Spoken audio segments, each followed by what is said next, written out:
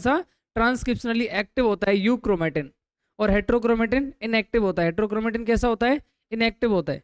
ठीक है, क्यों होता है उसके पीछे मैंने कारण बताया था। इनएक्टिव क्यों होता है? क्योंकि वो डेंसली पैक होता है। क्या होता है? Densely pack. ठीक है, डेंसली पैक है तो उसको एक्टिविटी करने के लिए प्रॉपर जो कंजुगेशन है वो नहीं मिल पाता है। ठीक है, और उसी वजह से वो अपने को डार्क कलर का दिखाई देता है। किस वजह से दिखाई देता है? डार्क अपीयरेंस आता है, डार्क कलर का विजिबल होता है। कौन सा? हेट्रोक्रोमेटिन। उसके बाद मैं आपको बता रहा था कि अगर क्रोमेटिन की मुझे पैकिंग करनी है, किसकी पैकिंग करनी है? क्रोमेटिन की, क्योंकि ग्लूकोज की, डीएनए की कर ली थी अपन ने। क्रोमेटिन की अगर मुझे पैकिंग करनी है तो मुझे हायर लेवल रिक्वायरमेंट होगी, हायर लेवल मुझे जाना पड़ेगा। उसके लिए कौन सी प्रोटीन की रिक्वायरमेंट होती है? NHC, non histone chromosomal protein. कौन सी होती है? NHC, non histone chromosomal protein की रिक्वायरमेंट होती है। वो अपने बियॉन्ड द सिलेबस है, उसके बारे में अपन कोई डिस्कशन नहीं करेंगे। उसके आगे मैंने आपको बताया था कि अब आज अपन पढ़ेंगे सर्च ऑफ जेनेटिक मटेरियल। क्या पढ़ेंगे? सर्च ऑफ जेनेटिक मटेरियल, यानी जेनेटिक मटेरियल की खोज। एक्चुअली लोगों ने खोज तो हो गई, बट उसको प्रूव कैसे किया? ठीक है, सर्च ऑफ जेनेटिक मटेरियल,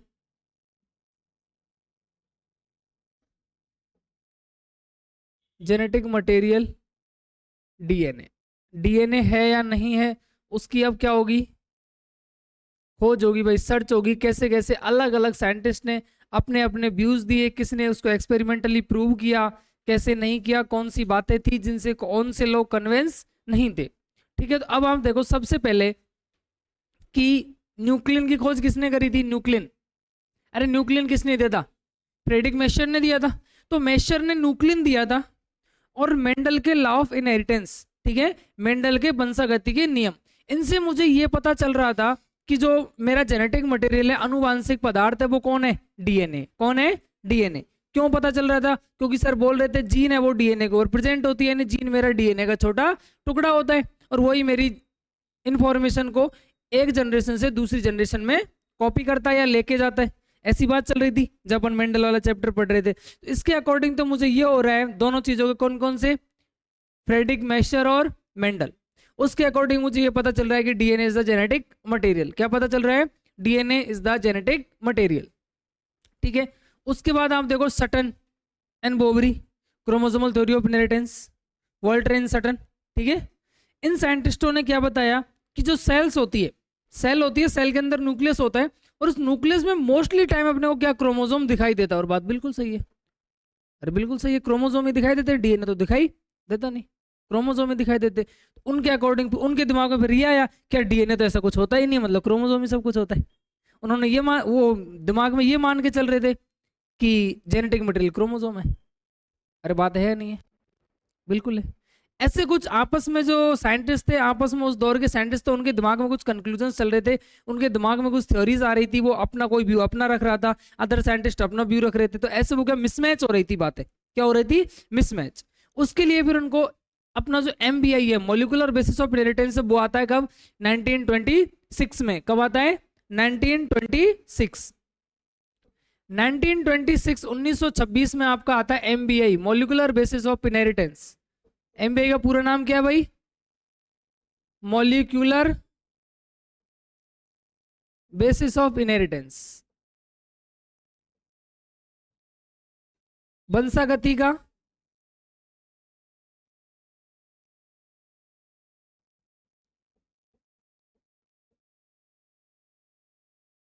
आणविक आधार, ये आता है 1926 में, 1926 में। ठीक है, इसके बाद एक साइंटिस्ट आते हैं जिनका नाम है क्या? ग्रिफिथ। क्या नाम है? ग्रिफिथ।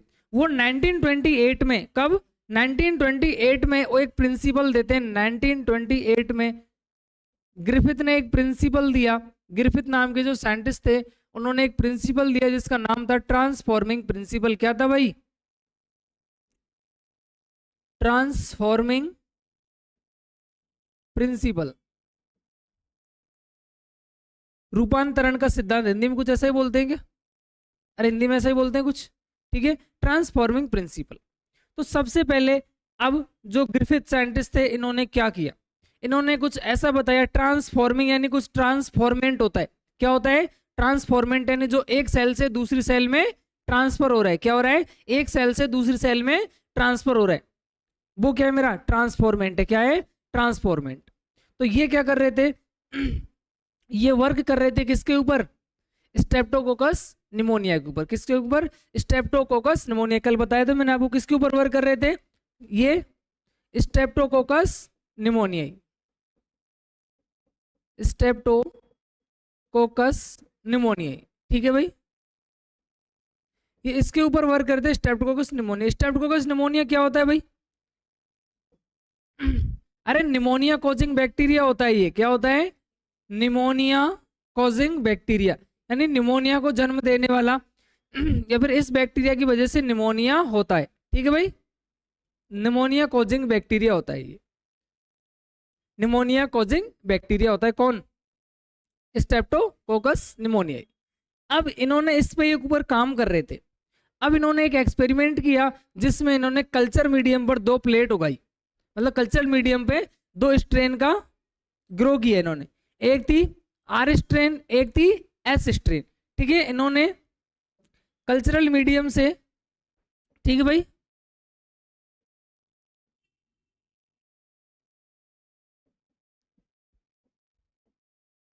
दो स्ट्रेन ग्रो करी। क्या करी? 2 स्ट्रेन ग्रो की। उनका क्या क्या नाम था भाई? एक का नाम था आर स्ट्रेन, एक का नाम था एस स्ट्रेन। एस का मतलब था, आर का मतलब था रफ स्ट्रेन। क्या था भाई? Rough strain. और इसका मतलब था smooth strain, smooth shiny strain. इसका पूरा नाम क्या था भाई? Smooth shiny strain. ठीक है, ये मेरे पास 2 क्या थी? स्ट्रेन थी, जो किसने उगाई? किसने ग्रो कराई कल्चरल मीडियम पे? ग्रिफिथ ने। किसने ग्रो कराई? ग्रिफिथ ने। अब देखो आर और एस में क्या क्या कुछ डिफरेंस था। तो आर जो थी मेरी, आर, ठीक है भाई, आर स्ट्रेन ये नॉर्मल थी। इसके पास पॉलीसैकेराइड कोट नहीं थी। इसके पास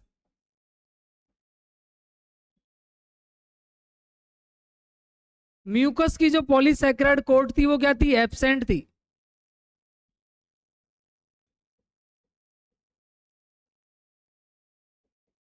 एब्सेंट थी भाई इसके पास।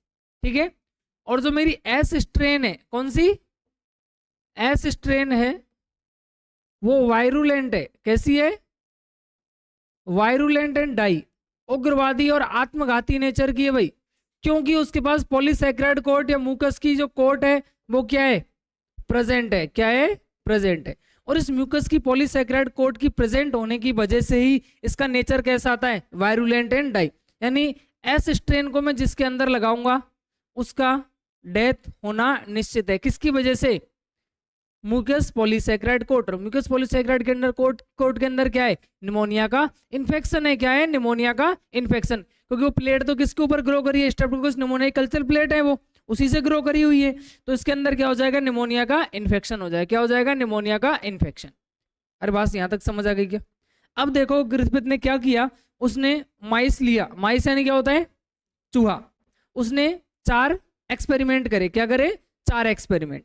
सबसे पहले उसने क्या किया? आर स्ट्रेन,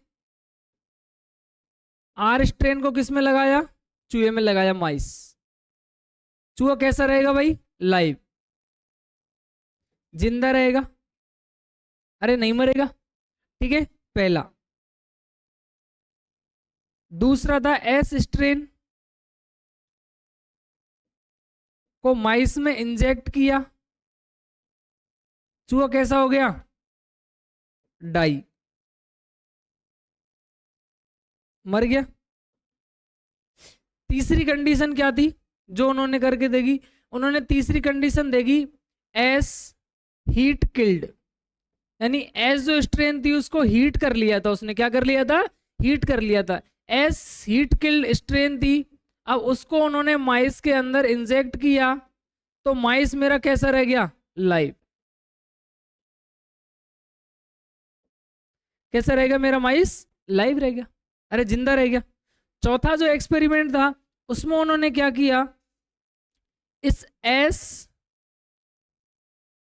हीट किल्ड के साथ में उन्होंने क्या ले लिया? आर स्ट्रेन ले लिया। क्या ले लिया? R strain. अब इन दोनों को साथ में उसने जैसे ही माइस के अंदर इंजेक्ट किया, मेरा चूहा कैसा हो गया? डाई। कैसा हो गया? डाई माइस। वो चूहा मर गया। चूहा क्या हो गया? मर गया। ठीक है भाई, वो चूहा क्या हो गया? मर गया। अब आप देखो, 4 एक्सपेरिमेंट थे। पहले में उसने एस स्ट्रेन के साथ, आर स्ट्रेन के साथ लगाया तो चूहा जिंदा, ठीक है। एस स्ट्रेन के साथ लगाया तो मर गया। एस हीट किल्ड करके माइस लगाया तो जिंदा। और heat killed S plus R strain लगाया तो डाई। इससे क्या कुछ निकल के आ रहा है? यानी आप देखो, आर मेरा नॉर्मल है। क्या है? आर मेरा नॉर्मल। आर के पास कोई म्यूकस पॉलीसैकेराइड कोट नहीं है, और म्यूकस पॉलीसैकेराइड कोट नहीं है तो वो निमोनिया का इन्फेक्शन भी कॉज नहीं करेगा, और चूहा मेरा जिंदा रह जाएगा। बात समझ आ गई क्या? बट एस हीट किल्ड में, एस हीट किल्ड स्ट्रेन के साथ इस आर स्ट्रेन ने म्यूकस पॉलीसैकेराइड की कोट का फॉर्मेशन कर लिया। अरे पता चल रहा है एस हीट किल्ड लगा रहा हूं तो जिंदा है, और एस के हिसाब से तो मरना चाहिए, बट एस को मैंने हीट किल्ड कर दिया तो ये क्या हो गया? जिंदा। उसमें जैसे मैंने आर स्ट्रेन डाली, यानी ऐसा ही heat S S heat killed के अंदर ऐसा क्या हुआ कि वो वायरुलेंट हो गया, यानी उसके अंदर म्यूकस की पॉलीसैकेराइड कोट बन गई। यानी कुछ ऐसा है, आर के अंदर कुछ ऐसा मटेरियल है जो एस हीट किल्ड के थ्रू ट्रांसफर हो रहा है। बिल्कुल सही बात है क्या? अरे आर के अंदर कोई ऐसा मटेरियल है, आर स्ट्रेन के अंदर अंदर कोई ऐसी चीज रखी हुई है जो एस हीट किल्ड स्ट्रेन के थ्रू माइस में पहुंच रही है, और माइस मेरा क्या हो रहा है? डाई हो रहा है, डेड हो रहा है। बात समझ आ गई क्या? यानी इसका कंक्लूजन क्या निकलता है ग्रिफिथ के एक्सपेरिमेंट का, कि आर स्ट्रेन के पास कुछ ऐसा है, या कुछ ऐसे ट्रांसफॉर्मेंट हैं जो एस हीट किल्ड के थ्रू कहां पहुंच रहे हैं? माइस में पहुंच रहे हैं। कुछ नहीं बताया क्या पहुंच रहे हैं, बस इतना पता लगा आर स्ट्रेन के पास कुछ ऐसा मटेरियल है जो एस हीट किल्ड की हेल्प से कहां पर जा रहा है? माइस में जा रहा है, और माइस के अंदर निमोनिया का इन्फेक्शन कॉज कर दिया, और निमोनिया का इन्फेक्शन जैसे ही कॉज किया, मेरा चूहा मर गया। बात समझ आ गई क्या? अरे ये इसका क्या है? कंक्लूजन है। इन्होंने कुछ नहीं बताया, डीएनए आरएनए कुछ नहीं बोला, क्या होता है क्या नहीं होता कुछ नहीं बताया। बट इन्होंने ये जितना भी किया, इन्होंने क्या कुछ ऐसा ट्रांसफॉर्मेंट है जो आर स्ट्रेन से एस यील्ड किल की हेल्प से कहां पर जा रहा है? चूहे में जा रहा है। बट इसका कोई कंक्लूजन नहीं था, इसका कोई भी बायोकेमिकल प्रूफ नहीं था। एनसीईआरटी की लाइन है, Griffith do not explain the biochemical nature of transformant, क्योंकि उसका ट्रांसफॉर्मिंग प्रिंसिपल था, तो इसका जो ट्रांसफॉर्मेंट था उसका बायोकेमिकल नेचर उन्होंने एक्सप्लेन नहीं किया। इस वजह से ट्रांसफॉर्मिंग प्रिंसिपल ऑफ ग्रिफिथ को क्या कर दिया? रिजेक्ट। बात समझ आ गई है? अब इस प्रिंसिपल को, ये जो प्रिंसिपल है ट्रांसफॉर्मिंग प्रिंसिपल, इसके ट्रांसफॉर्मेंट को बायोकेमिकल प्रूफ दिया 3 साइंटिस्टों ने, एवेरी, मैकलोड और मैकार्टी। कौन कौन से साइंटिस्ट थे?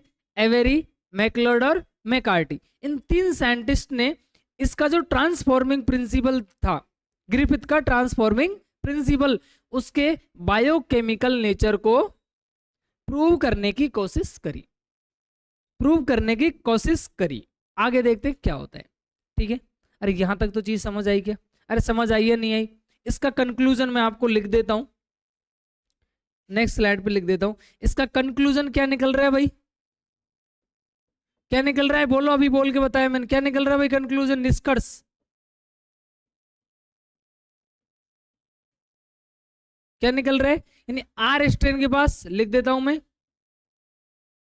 आर स्ट्रेन के पास ऐसा कुछ मटेरियल है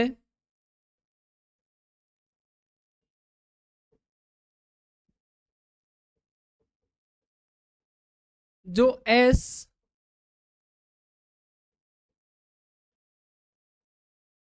हीट किल्ड स्ट्रेन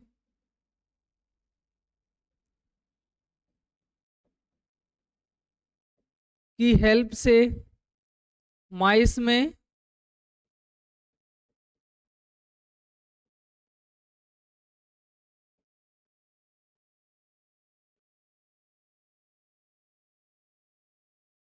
ये इसका निष्कर्ष है।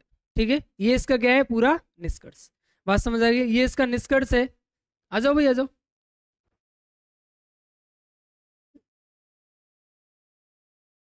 ठीक है, आर स्ट्रेन के पास ऐसा कुछ मटेरियल है जो एस हीट किल्ड स्ट्रेन की हेल्प से माइस में क्या हो रहा है, ट्रांसफर हो रहा है, माइस के अंदर जा रहा है, और माइस मेरा क्या हो रहा है, डेथ हो रहा है। अरे डेड हो रही नहीं हो रही माइस की, पता लग रहा है, समझ में तो आ रहा है ना क्या चल रहा है पिक्चर में, आगे बात समझ में। बट ग्रिफिथ ने इसका भी जो ये ट्रांसफॉर्म हो रहा है, इस ट्रांसफॉर्म का बायोकेमिकल नेचर नहीं बताया, इसकी वजह से ट्रांसफॉर्मिंग प्रिंसिपल क्या हो गया, समाप्त हो गया। बात समझ में आ गई। ग्रिफिथ ने क्या एक्सप्लेन नहीं किया, Griffith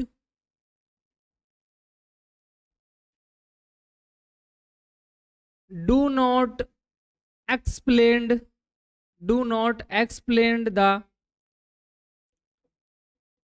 biochemical nature of, biochemical nature of transformant.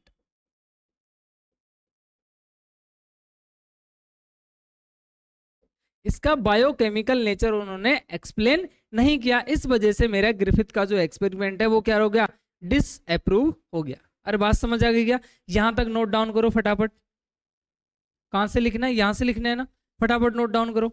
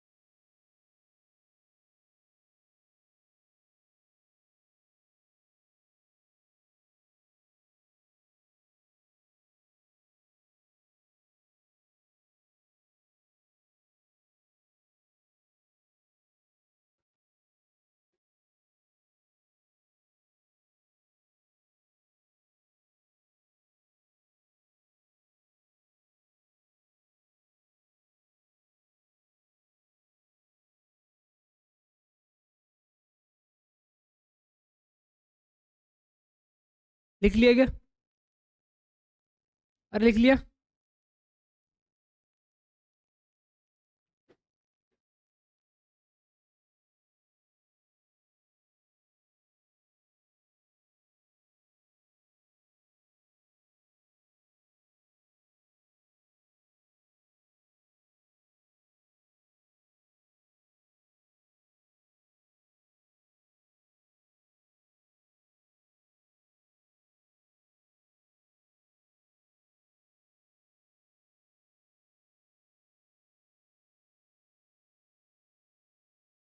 इस जगह पर क्या है, ये म्यूकस पॉलीसैकेराइड लिखा हुआ है, जो मैंने डैश ये लगा रखे है ना, इसका मतलब क्या है, यहाँ पर ये लिखा हुआ है, ऐसे ही बना के मत छोड़ देना।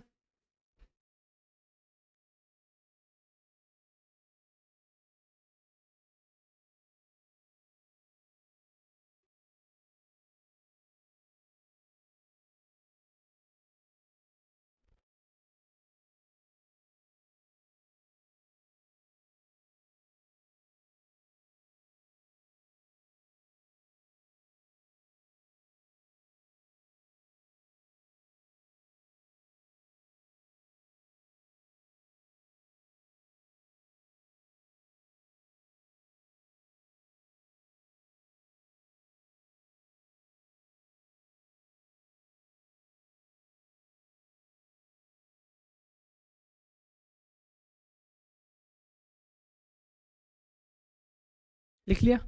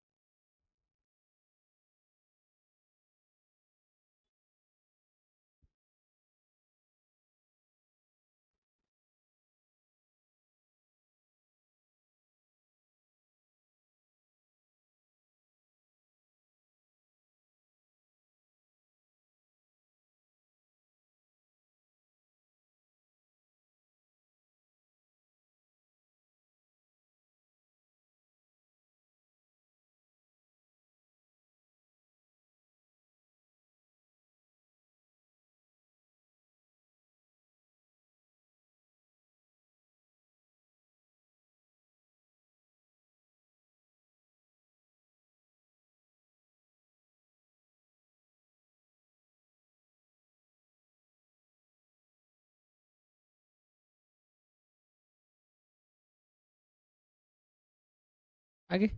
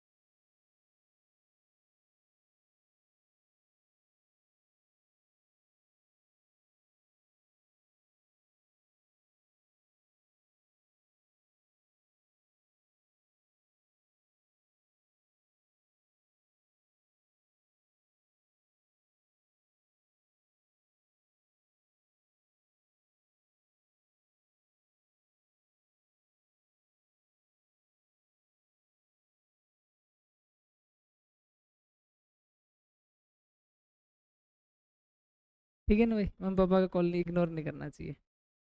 अभी अपन ने ये पढ़ लिया। अब इसका बायोकेमिकल नेचर किसने प्रूव किया? अरे इसका ट्रांसफॉर्मेंट का बायोकेमिकल किसने दिया था? अब लिख देते हैं भाई अपन, बायोकेमिकल नेचर ऑफ ट्रांसफॉर्मेंट। ठीक है, इस ट्रांसफॉर्मेंट का बायोकेमिकल नेचर 3 साइंटिस्टों ने दिया। उन 3 साइंटिस्ट का नाम है भाई क्या? एवेरी,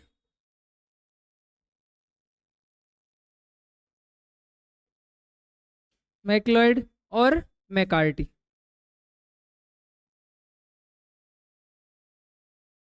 ठीक है, मैकार्टी कब? 1933 से 1944 तक।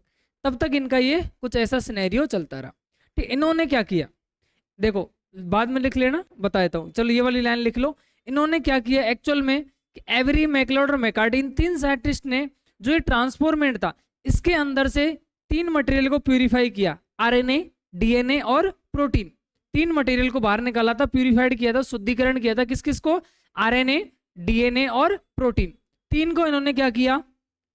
प्यूरिफाई किया। इसमें इनको एक्सट्रैक्ट किया और देखा कि यार ऐसा क्या हो रहा है।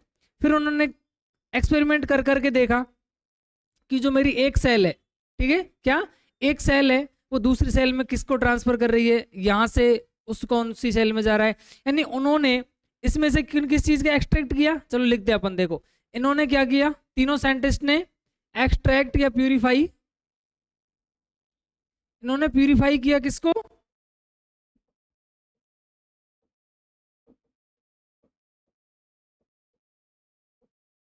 आरएनए, डीएनए और प्रोटीन। इन तीन मटेरियल को उन्होंने क्या किया, प्यूरिफाई किया, इनका शुद्धिकरण किया, इनको एक्सट्रैक्ट किया, बाहर निकाला, ठीक है। उनमें से इन तीनों के साथ इन्होंने एक्सपेरिमेंट कर करके देखे, आरएनए के साथ, डीएनए के साथ और प्रोटीन के साथ, तीनों के साथ एक्सपेरिमेंट कर करके देखे। आरएनए और प्रोटीन के साथ कुछ भी ऐसा मटेरियल नहीं था जो जो आर स्ट्रेन से एस हीट किल्ड स्ट्रेन की हेल्प से माइस के अंदर जा रहा था। क्या हुआ था, जो लास्ट में मेरा वो था कि एस स्ट्रेन जो थी, एस कौन सी, हीट किल्ड वाली, कौन सी, एस हीट किल्ड के साथ जो मेरी आर स्ट्रेन थी, ठीक है, वो किसके अंदर, माइस के अंदर जा रही थी, ठीक है। और माइस मेरा कैसा हो रहा था, अरे डाई हो रहा था, माइस कैसा हो रहा था, डाई। इन्होंने ये भी देखा, प्रोटीन भी देखा, बट इनको इस माइस के अंदर कुछ नहीं मिला।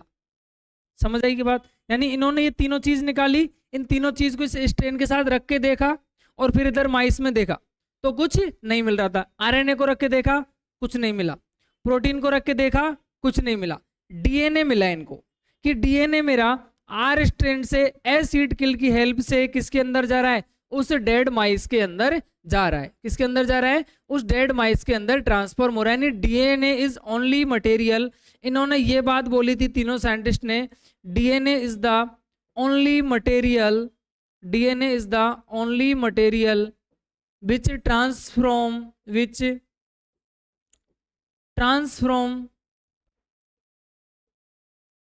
from one cell to another cell। भाई एक सेल से दूसरी सेल में जा रहा है, यहाँ भी तो इनकी कुछ सेल्स है, इस सेल से दूसरी सेल्स के अंदर क्या हो रहा है, ये ट्रांसफर हो रहा है। ये पता चला किसके थ्रू, एवेरी, मैक्लोडर, मैकार्टी के इस एक्सपेरिमेंट के थ्रू, कि डीएनए ही है जो एक सेल से दूसरी सेल में ट्रांसफर हो रहा है। बट इसके बावजूद भी इसके जो और साइंटिस्ट थे, इनके साथ वाले साइंटिस्ट थे, वो पूरी तरह से कन्विंस नहीं थे। इस रिजल्ट से भी पूरी तरह साइंटिस्ट कन्विंस्ड नहीं थे, ठीक है। ये लाइन आती है यहाँ पर, but not all scientist was convinced, all scientist was convinced,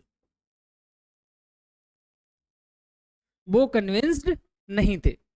यहां तक ये इनके ग्रिफिथ के एक्सपेरिमेंट को इन तीन साइंटिस्ट ने निकाला, उसमें से एक्सट्रैक्ट किया, उन्होंने कर करके देखा और अगेन ये रिजल्ट आया कि सारे के सारे साइंटिस्ट ने मना कर दिया। यानी कुछ कुछ तो ऐसे अपवाद, एक्सेप्शन होते हैं, दो चार, भाई अपने ग्रुप में भी होते हैं, दो चार ऐसे आदमी होते हैं जो कोई बात नहीं मानते, चाहे कितनी प्रूव कर दो।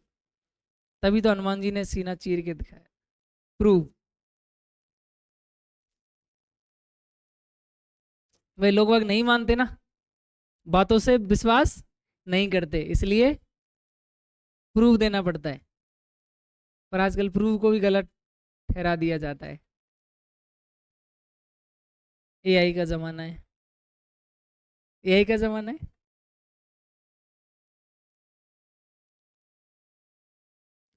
बात समझ आ गई? यहां तक नोट डाउन कर लिया क्या? अरे यहां तक नोट डाउन कर लिया, पिछली लाइन लिख ली थी, ये नोट डाउन कर लिया। अब इसके बाद जो आता है, अब इसके बाद अनइक्विवोकल, एनसीईआरटी में एक लाइन लिखी हुई है, unequivocal proof of DNA is the genetic material. वो किस दो साइंटिस्टों ने एकदम स्पष्टीकरण कर दिया था कि डीएनए ही जेनेटिक मटेरियल है। वो एक्सपेरिमेंट किया था किसने, हर्शे एंड चेज ने। किसने किया था, हर्शे एंड चेज। उन्होंने वो एक्सपेरिमेंट किया था, कब किया था, किसी को डेट याद है, किसको डेट याद है, बताओ कब दिया था? 64 है 54? 54 है वो, क्या है 54, ठीक है। डेट तो इतनी इंपॉर्टेंट नहीं है, बट ये याद रखना है कि अनइक्विवोकल प्रूफ किसने दिया था, हर्शे एंड चेज ने, किसने दिया था? Unequivocal proof of DNA Hershey and chase ने दिया था।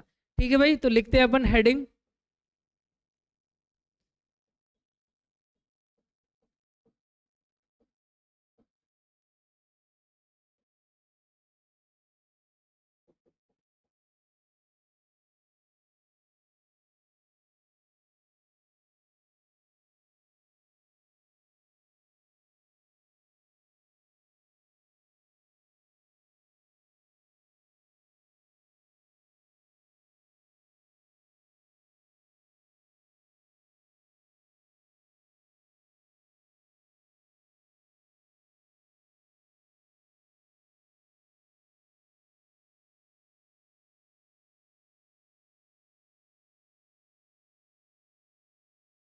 हर्शे एंड चेज, दो साइंटिस्ट थे, उन्होंने ये दिया।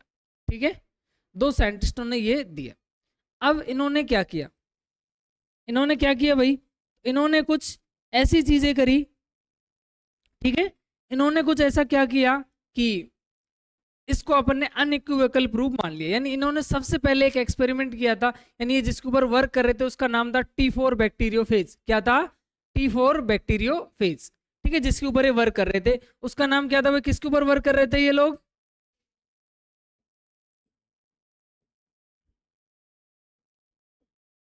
T4 bacteriophage. क्या होता है T4 बैक्टीरियोफेज? बैक्टीरियोफेज क्या होते हैं? बैक्टीरियोफेज क्या होते हैं, किसी को आइडिया? अरे बताओ, बैक्टीरियोफेज क्या होते हैं?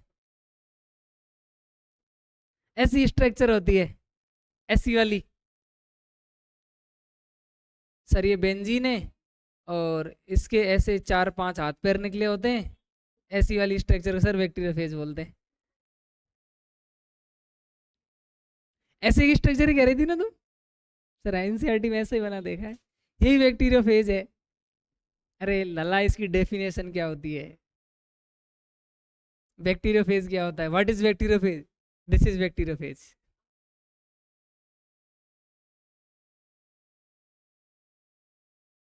ये होता है बैक्टीरियोफेज। अरे फेज वर्ड का मतलब होता है, आपने सुना होगा भक्षण खाने वाला, फेगोसाइटिक सेल्स। नाम सुना है? फेगोसाइटिक सेल्स होती है बॉडी में कहीं? फेगोसाइटिक सेल्स होती है क्या? N K cells, natural killer cell, dust cell, कहीं पढ़ी है? गलती से पढ़ी हो? ह्यूमन फिजियोलोमास सेल ना, चलो याद है। ठीक है, तो बैक्टीरियोफेज ऐसी वायरस सेल्स होती है जो बैक्टीरिया को इन्फेक्ट कर सकती है, उनको बैक्टीरियोफेज कहते हैं। ऐसी वायरस सेल्स या ऐसे वायरस जो बैक्टीरिया को इन्फेक्ट कर सकते हैं, यानी बैक्टीरिया को संक्रमित कर सकते हैं। वायरस को हिंदी में क्या बोलते हैं? विषाणु। विषाणु बोलते हैं ना? अरे हाँ, तो उसको वायरस को विषाणु बोलते हैं और बैक्टीरिया को जीवाणु बोलते हैं। तो ऐसे विषाणु कोशिकाएं या फिर ऐसे विषाणु सेल्स जो जीवाणु को संक्रमित कर सकती है, यानी ऐसे वायरस सेल्स जो बैक्टीरिया को इन्फेक्ट कर सकती है, उनको क्या कहते हैं? बैक्टीरियोफेज कहते हैं। भाई साहब जेनेटिक मटेरियल और क्या क्या तुमने तो।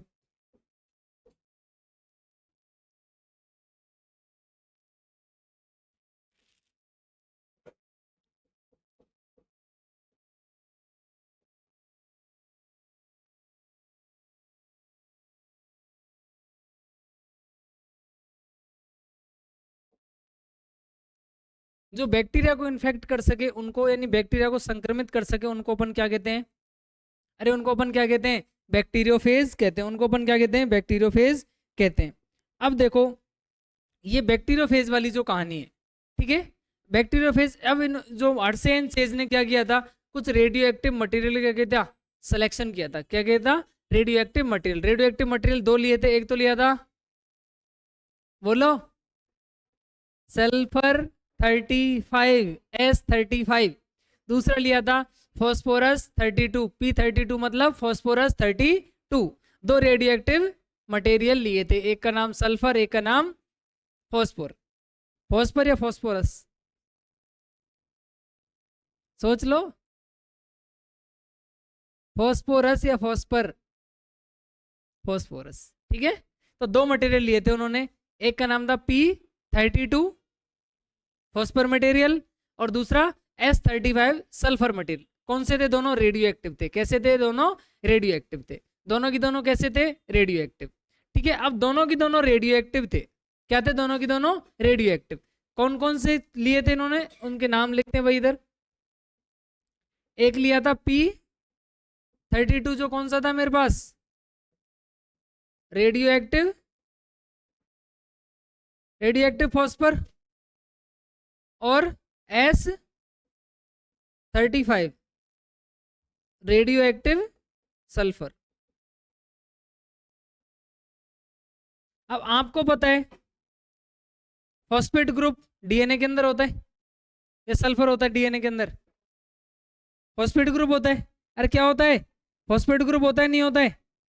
ठीक है, तो इसके अंदर मुझे रेडियो एक्टिव प्रोटीन नहीं मिलेगा, क्योंकि इसके अंदर क्या प्रेजेंट है? डीएनए। क्या है? डीएनए। ठीक है, अरे भाई ये जो फॉस्फेट है किसके अंदर नहीं मिलेगा?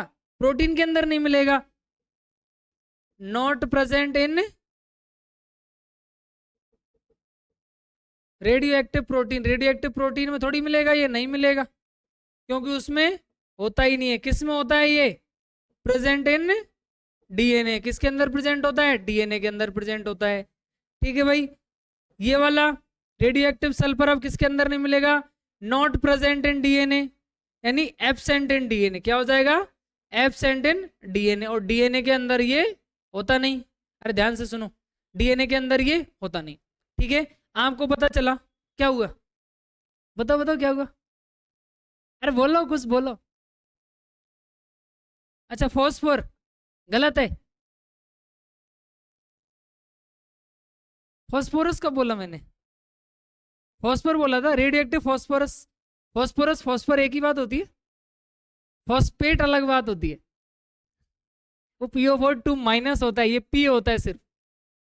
समझ आई?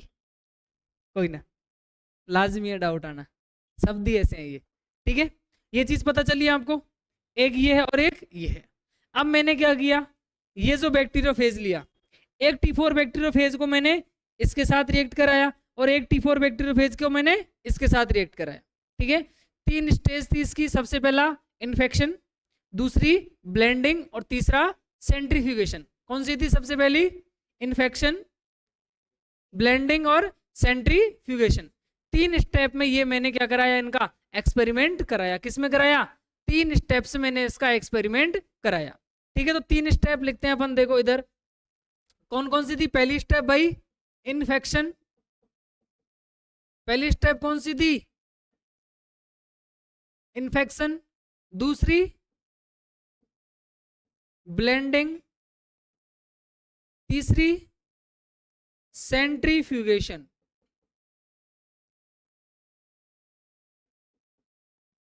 ठीक है, अब देखो यहां पर मैं इनके एक्सपेरिमेंट कराते हैं।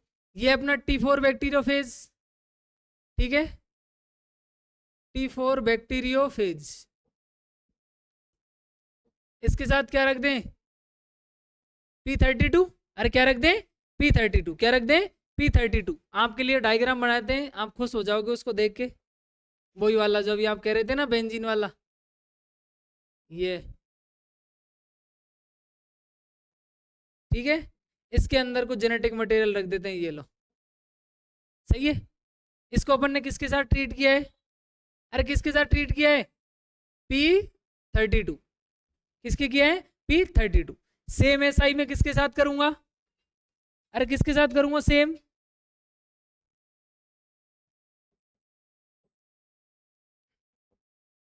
अरे किसके साथ करूंगा बोलो? सल्फर के साथ। तो बोलने में कोई दिक्कत है क्या? नींद आ रही है? मेरे को तो सुना ही दिया। अच्छा, गलत सुनता हूँ मैं सर, कानों का टेस्ट कराओ जाके। ठीक है, ये हो गया। अब इनका देखो ब्लेंडिंग के बाद रिजल्ट क्या आएगा? ब्लेंडिंग। ठीक है, ब्लेंडिंग में इन्फेक्शन, ये तो इन्फेक्शन स्टेज हुई जब इनको मिक्स किया। अब इनका कुछ रिजल्ट आएगा? अरे आएगा, नहीं आएगा? आएगा।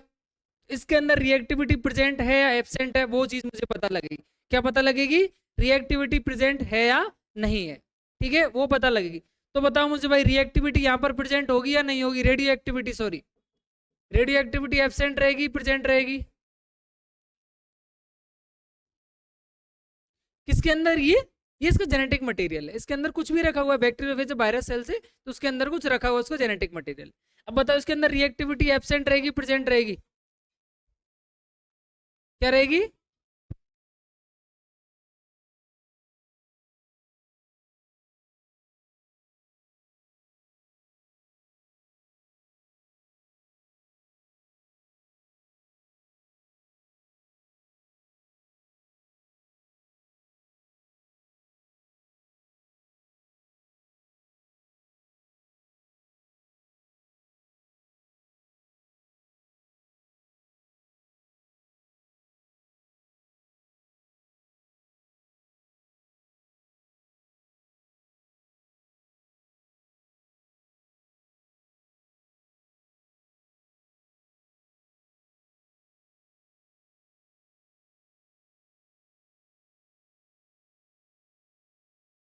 जब यहां पर रेडियो एक्टिविटी प्रेजेंट रहेगी, क्या रहेगी? Radio activity present. ध्यान से देखो, यहां पर रेडियो एक्टिविटी मिलेगी, यहां पर मुझे रेडियो एक्टिविटी नहीं मिलेगी, यहां पर क्या रहेगी? Radio activity absent. क्या रहेगी? एब्सेंट। ठीक है। अब यहां पर जब रेडियो एक्टिविटी एब्सेंट है ब्लेंडिंग स्टेज में, तो जब उसको सेंट्रीफ्यूज करेंगे तो सुपरनेटेंट में उसकी रेडियो एक्टिविटी मिल जाएगी, और यहां पर ब्लेंडिंग स्टेज में रेडियो एक्टिविटी आ गई तो सुपरनेटेंट में नहीं मिलेगी। अरे सुपरनेटेंट में नहीं, सुपरनेटेंट का मतलब क्या होता है? तली।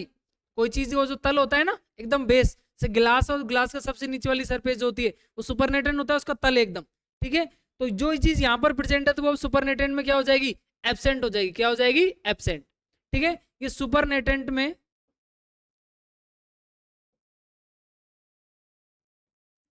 हाँ बता रहा हूं, 1 मिनट बता रहा हूं।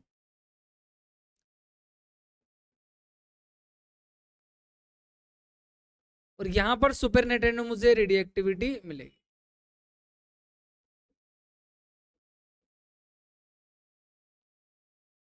अब देखो क्या हुआ, यहां पर मुझे रेडियोएक्टिव ब्लेंडिंग स्टेज मिल गई।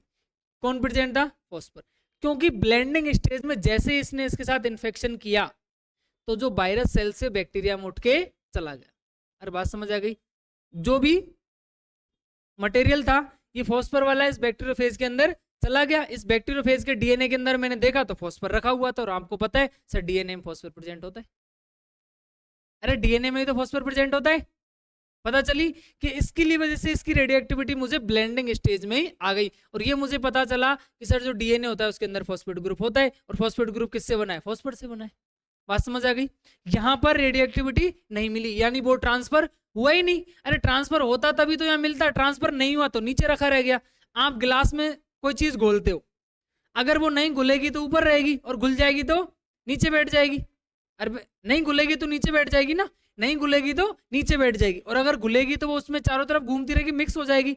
तो यहाँ पर मिक्स हो गई मतलब वो चीज उसमें ट्रांसफर हो गई, और यहाँ पर वो चीज ट्रांसफर नहीं हुई। ट्रांसफर नहीं तो वो क्या हो गई? नीचे बैठ गई। क्या हो गई? नीचे बैठ गई। वो रेडियो एक्टिविटी मुझे कहाँ मिली? सुपरनेटेंट में, क्योंकि डीएनए के अंदर सल्फर नहीं होता। क्यों? डीएनए के अंदर सल्फर प्रेजेंट नहीं होता, वहां पर मुझे रेडियो एक्टिविटी देखने को नहीं मिली। इससे मुझे ये प्रूव होता है कि रेडियो एक्टिविटी इसमें एक सेल से दूसरी सेल्स में जा रही है, तो वो डीएनए ही वो मटेरियल है जिसको ये लेके जा रहा है। यानी रेडियो एक्टिव डीएनए मुझे कहां पर देखने को मिल जाता है? ब्लेंडिंग स्टेज में देखने को मिल जाता है। किधर?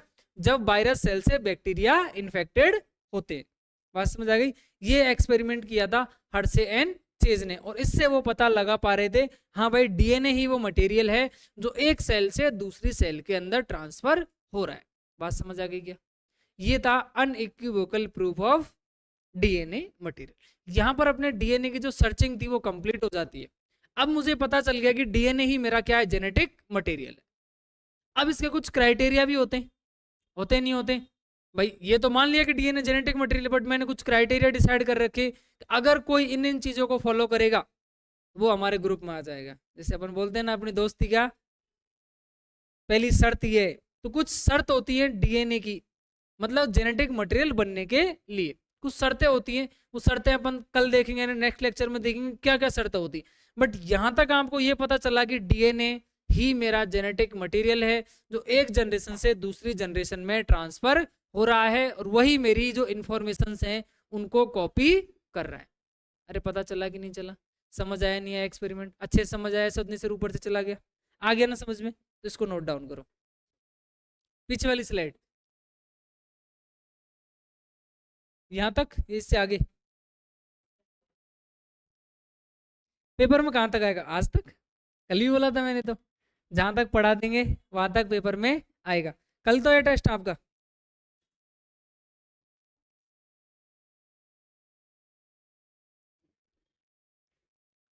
मैं क्या बोल रहा था?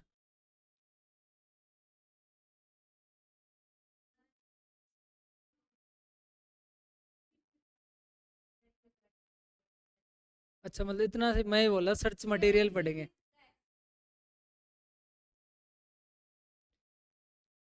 ठीक है भाई, सॉरी, क्वेश्चन डिलीट कर देंगे। बता दो क्वेश्चन डिलीट। 2 लाइन का है, उसमें पढ़ने में जोर आ रहा है, लो भाई।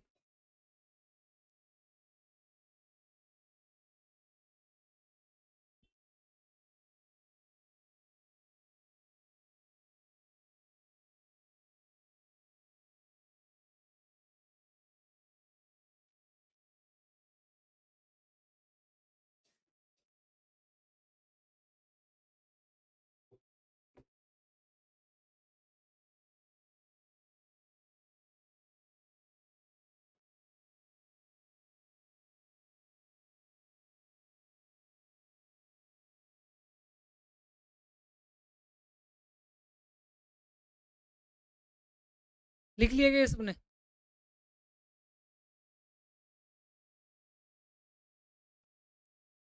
अरे नहीं नहीं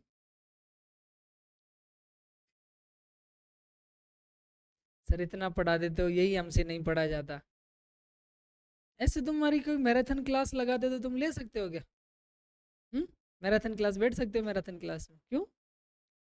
सर आप पढ़ाते रहना, हम सो जाएंगे, 2-2 टेबल ज्वाइंट करके नींद आ जाएगी हमें तो। ज्वाइंट करने की भी जरूरत नहीं। क्या?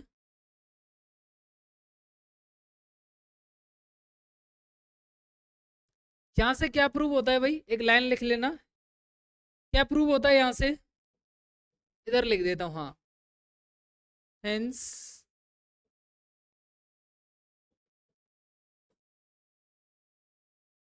DNA is the only material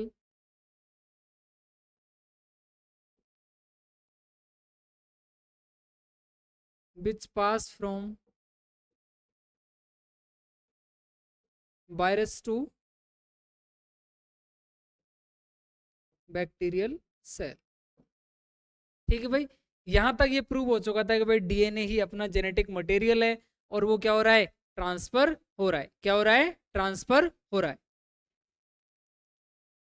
यहां तक ये चीज एकदम क्लियरिफाई हो चुकी थी कि DNA ही मेरा जेनेटिक मटेरियल है, और DNA ही सब कुछ कर रहा है, यानी एक जनरेशन से दूसरी जनरेशन में इंफॉर्मेशन को लेके जा रहा है, तभी तो वो एक सेल से दूसरी सेल के अंदर ट्रांसफर हो रहा है।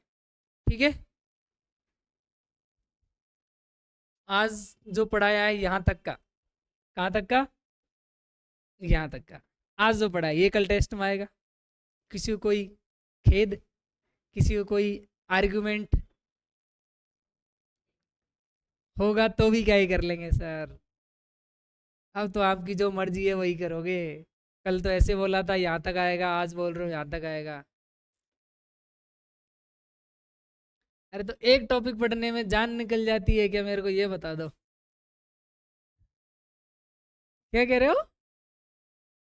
सारे सब्जेक्ट में सर एक एक टॉपिक पढ़ा देते हैं, हमें तो ऐसा लगता है कि पूरा सिलेबस ही आ गया। अच्छा, सारे टीचर एक एक टॉपिक पढ़ाए जाते हैं, हमें 4 टॉपिक हो जाते हैं, ऐसा कहना चाह रहे हो? हमें 4 टॉपिक एक्स्ट्रा पढ़ने पड़ते हैं फिर।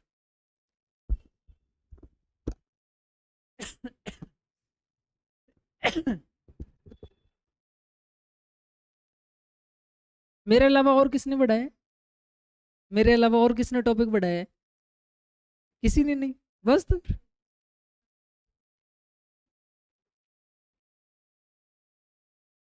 ज्योग्राफी वाले सर ने ऐसा कितना पढ़ा दिया? तो 4 पेज ज्यादा होते।